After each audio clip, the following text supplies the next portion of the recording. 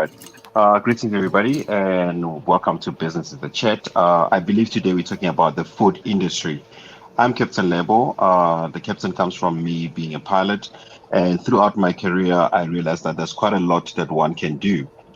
So I decided to venture into quite a few hobbies, and one of them being cooking. So me and my ex-wife, we decided to build something called Lemon and Herb, where we decided to put together recipes for people. And eventually, people got interested in what we were bringing, and they asked us, "Can you actually start cooking for us?" So we started developing an idea where we're going to cook at somebody else's house. We called it playing in your kitchen, cooking with whatever that is there. So we decided to design what is called VIP catering, where you call us and then we come and cook in your house and we serve you and we deal with everything.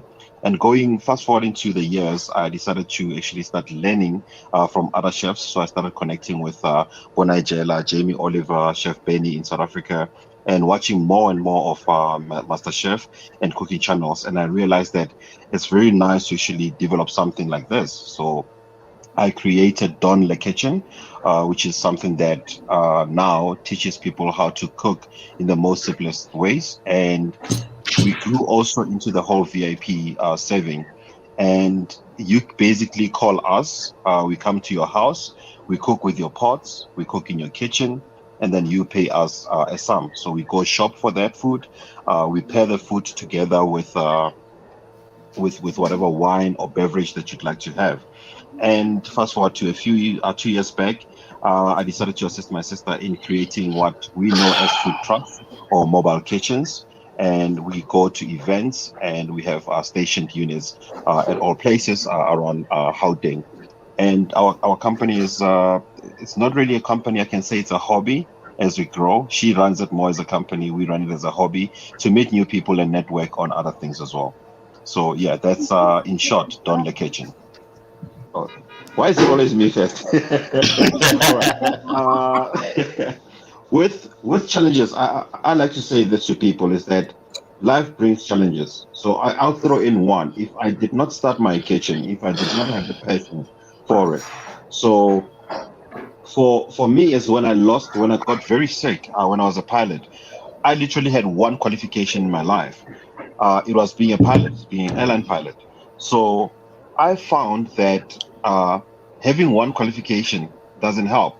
But lately for me is that like oh Abutar Nazoli is that I had life lessons. So through my life lessons, I applied myself into understanding that I can create something. I'm a creator.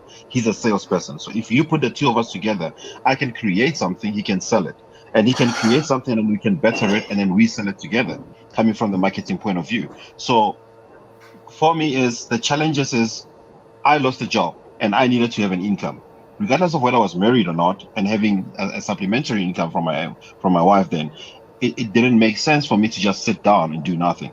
So the business challenges that I faced when it came to that is how do I take this creation and give it to people? It's having a company or environment where you can grow. You need to have a fertile soil. So my soil was my friends. So the people that I kept around me, they were interested in getting that. For instance, with the studio, I could take a photo shoot with a family and then I get paid 1,500. Or I can actually go and cook for them and I get paid over 5,000 rands for that dinner. So I had to create an environment that will work for me. I had to bring people closer into my circle for me to be able to apply that. The challenges is finding the right environment. That's the first challenge, finding the right environment. And there's also one of my mentors, Mepuli. She brought me to a house in Midstream and said, sit down with me, tell me something. I was running 5 companies at that time. I was about to leave a paying salary. And she said to me, you are literally like making yourself too thin. You are doing water marketing, you are cooking this side, you're doing photography and all of that. It's not going to work. So the biggest challenge for me was to cut out a whole lot of things that I was doing and focus on one thing.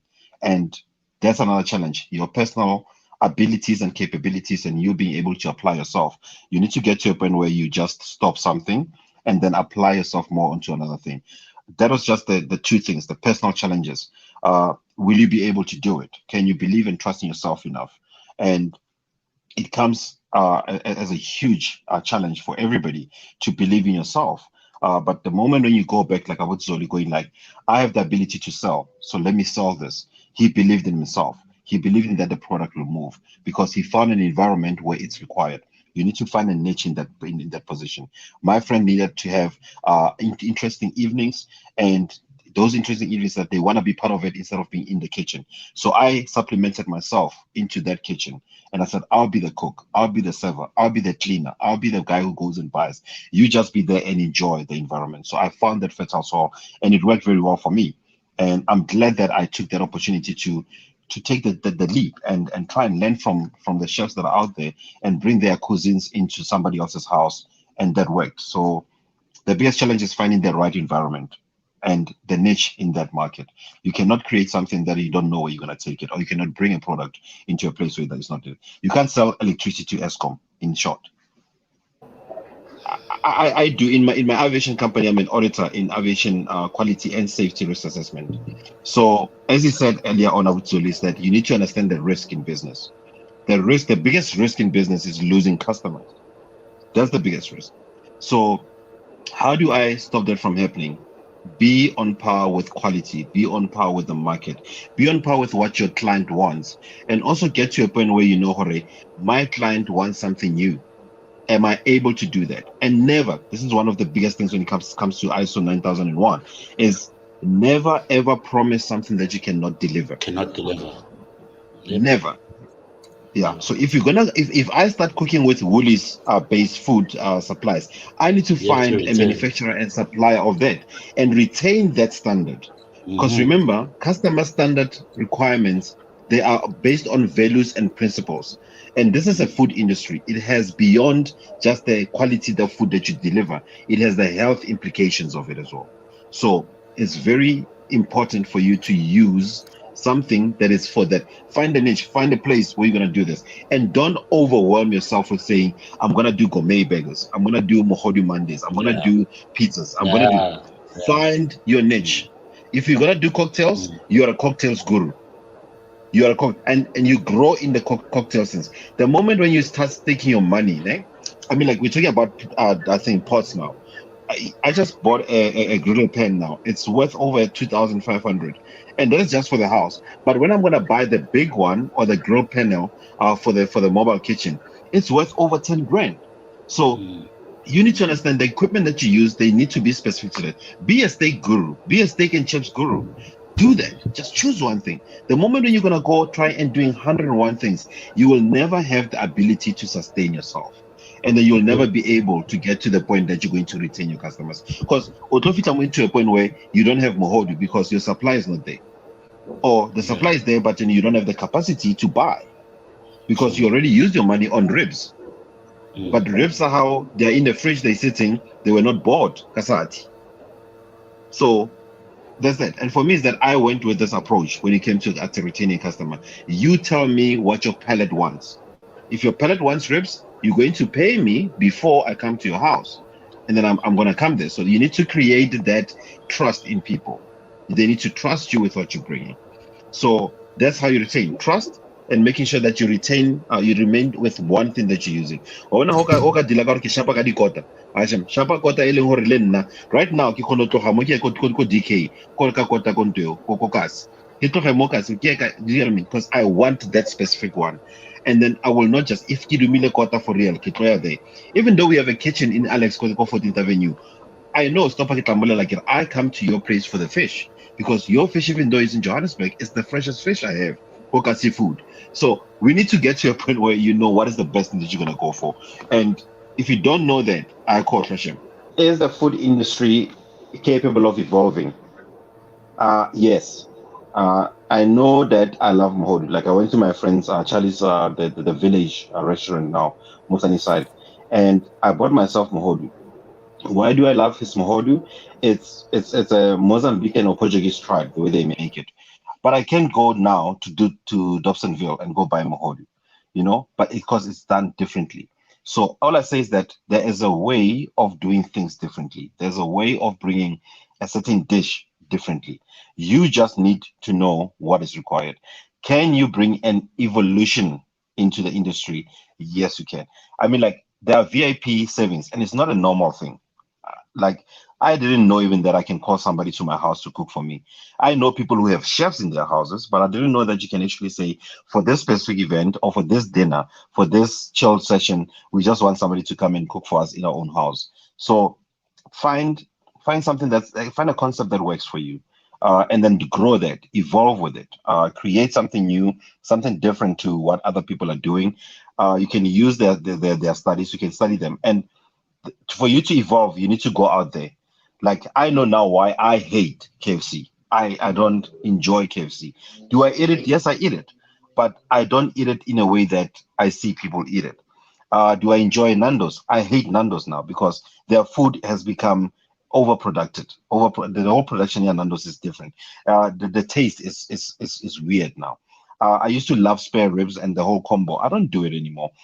I'd rather go to another place. So if I want a full chicken now that I want to eat, I'll go and buy the crawdaddies if I don't want to cook my own.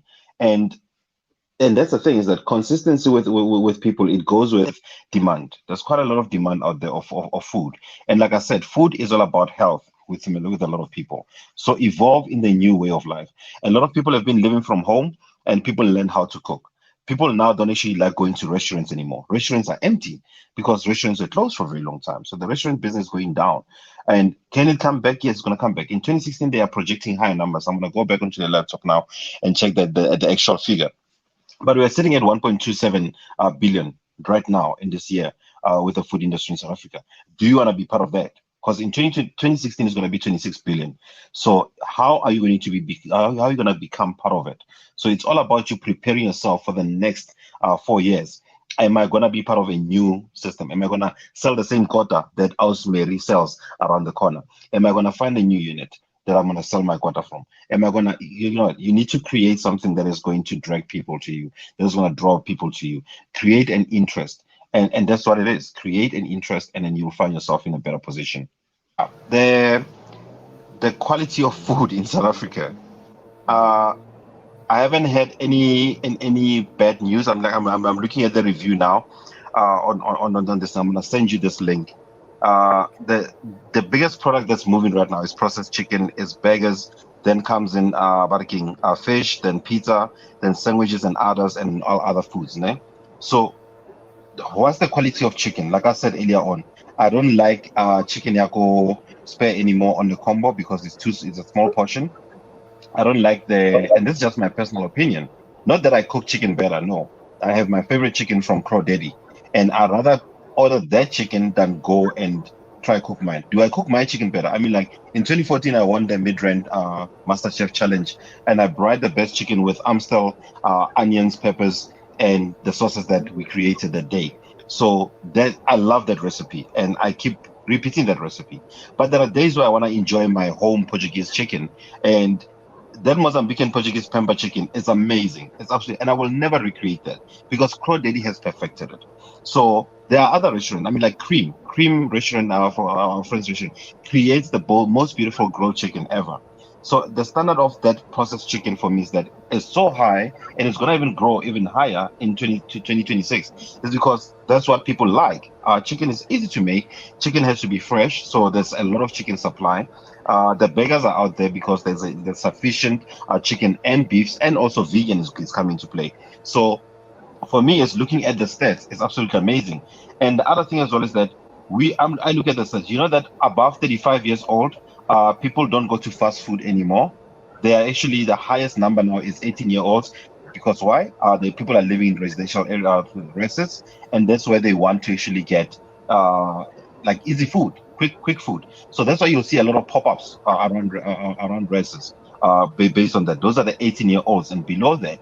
And we also gotten accustomed to actually feeding our kids food that is basically fast food, and that's why below 18 is a problem. They go to movies from 11 years old. My 11-year-old son, so he loves his pizzas, he loves that. But now we have created the whole thing of creating our own pizzas at home, creating our own fast food at home. So you need to start reapplying that. And we, between 20 and 35, we're actually on the highest number, and we are still growing throughout the next 4 years. And that's another thing, is that the whole segment, they are 20 to 35. We are actually going more out. So we need to focus quite a lot of our food supply on those people. Survey with those people. Do this webinars. Do live sessions on TikToks, Instagram, and Facebook, and talk to the age group that is sitting there, and invite them to tell us the truth about what is it the food is doing, so that we can learn. I think it's called collective data. And you can Oh, send. Sorry. uh, sometimes I find it very hard to even motivate Myself, I motivate other people, the best way that I can. But when it comes to me, like Yes. I'm my biggest criticizer. True. So with everything that he said, I'm gonna add on to it because that's who I am. Uh, the world doesn't owe you. You don't owe anyone anything when it comes to the world. That's what I'm telling myself every single time. The reason behind it is that you cannot be reliant on somebody if you cannot rely on yourself. When he says Yourself. do you, he says you must be yourself. You must understand who you are. When I talk about spiritual rebirth, is the voice coming in fine? Because I'm getting a leg. Now you are. Yeah, cool. You can hear Okay, you cool. clear. So uh when you sit down with yourself, I always tell people get to travel far enough until you meet yourself. So I True. do something called personal resource management. It says go back to the 13-year-old, go back to the 8-year-old that you decide to ignore, that you decide to leave behind, and bring them and introduce them to the new you. Take that journey. And that is what it is that we have to take a journey. Life is a journey. So I'll tell my little self to say, life is a journey. And that song we used to sing in primary, and we saying, this little light of mine, I'm gonna let it shine. Let it I'm shine. so grateful for myself that I didn't let it go out. I didn't let it die. I kept it going regardless of what craziness was happening in my life. And that's something that I can tell myself. When it comes to people, to everyone, what he said is do not procrastinate. The vision, the thought, the feel that you feel right now, but I need to do something. Please get up, get up, dress up, and show up. That's one thing I can tell you. You just need to do that. The fact that you had a feeling where I can go out and buy the stock suites and sell them and make money and get to a point where I understand what sales is without going to school. That's very important. And I love what he said throughout this whole broadcast. Now, the last thing on top of what he said is be yourself is look in the mirror and tell yourself you are doing good, you are great, you are going to get through this. It's not easy right now, but this mountain you're going to climb it. And when you get to the summit, you know what's the greatest thing that I always do with myself when I go back home to Guyana? I hike the mountain and go sit down with the chief where he's laying right now in peace, and I go like, Baba, I made it. My great grandfather, I go like, I made it, and I'm still coming back. I'm still going for more. So keep going back to that mirror, keep going back to the thing, and then say, I want to do it. And for everybody, the books that you read, the movies that you watch, the music that you listen to, the people, the company that you keep around you, it's very important. Clean your environment. Yep. Listen to good input. Read the things that are going to grow you. Don't waste your time doing things that are not going to grow you. Didn't grow Don't you. waste your time Yeah. with people that are not going to grow you. Don't waste your time with yourself. Like tell yourself, Joe, wa flopa, wa Mm. ilahla. Ah, my last Take the point. guavava and throw it out there. Take the guavava, take it out, throw it out there. Like we cannot be fearful of life. You are fearfully and wonderfully made, and God has plans for you. Do you have plans for yourself? And that's what you talk about vision boards. The desires of your heart are out there. You just need to be ready to receive them. And he said, take the little, that 1 rand, and believe in yourself. Believe in yourself with that 1 rand. Though you don't know if 1 million will do the good for you. It might bring bad. I want to say this. One of my favorite motivators online, Dave Chappelle, he walked away from 50 million US dollars back in the early 2000s. And then when you sit down and listen to why he walked away, he said, I was not ready for the 50 million. I was not Thank you. ready. It was going to destroy me. So it doesn't mean that if you get 10,000 from Angel, doesn't mean if you get 5 million from a bank, doesn't mean if you get 5 investors, you are going to do good. Just plan to grow. I started my company, Yeah Aviation, with 150 grand. Within a year, I met the goal that I wanted. And within 3 years, I lost everything because I was breaking even and I had to restart again. But in this COVID, I managed to make back everything that I need to make back. So you need to believe in yourself through thick and thin. And then when you're happy, be happy reasonably. Don't overexcite yourself. Don't overblow it. Some of us have done it. It's not a good way to come back. For me is I looked at my salary bracket and what my desire and passion for life is. I'm very passionate about food. I love food, and I enjoy going out.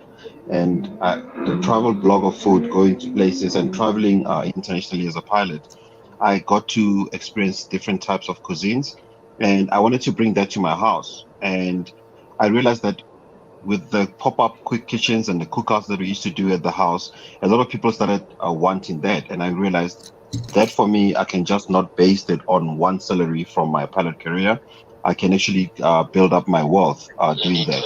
And that's basically that. I decided to get into that. That for me, I can. Sorry about that. Yeah, yeah. So that was the whole reason behind it, that I should not base my whole income on one company. And that proved to be one of the trialing error for me. So I experienced the pandemic of financial breakdown in 2012. And it was 3 years after I started two companies, the cooking one and also my studio. And for me, that was a big push because for 2 years, I actually lived off my studio, doing photography and marketing and the cooking one as well. So it really helped to actually bring that into play. The nice thing about entrepreneurship is don't do it when things go bad. Do it when life is still good. Use your passions and your hobbies to get something going. Thank you so